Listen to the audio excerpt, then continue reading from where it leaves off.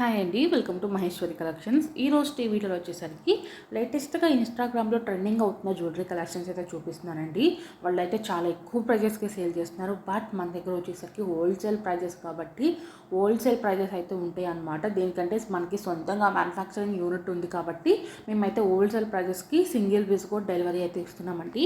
All over India free shipping అనమాట. మీరు ఎటువంటి డెలివరీ ఛార్జెస్ కూడా పే చేయాల్సిన అవసరం లేదు.